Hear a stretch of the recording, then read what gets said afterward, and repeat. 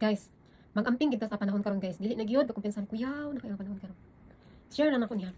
Nilakaw ko sa gawas, nagawas ba? Adto ko mall. Sorry lugod ko. Pagikan ako diri sa balay, akong pitaka puno pa.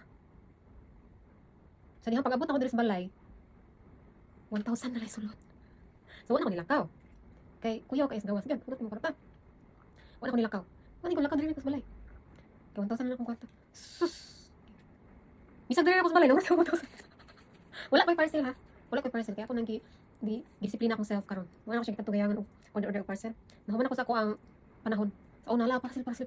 Mabot gid nga akong parcel sa isa ka bulan, mabot gid mga 20 na na. Ako magastos sa parcel lang. Karon wala na ay. Di ako nang gidisiplina. Yungit na yun. Tinabi na ako yungit. Di na binuang. Ako nang gidisiplina akong self. So, mao to, wala ko ilakaw, 1,000 na lang akong kwarta. Nakulot gihapon. Wala parcel ha, gideliver. Kung mag-scroll ko, mag-engage sa Facebook, makita ko pagkaon. Ano na ko mag-order. So, nga akong 1,000. Wala na. Kuyaw na kayo panahon karon. Ang binigit na kumpiyansa sa mga gawas ka o na kasabot kong balay. Mag-amping kita sa pagpindot-pindot sa itong cellphone, guys. Kaya 1,000. Just pesos na lang nabili.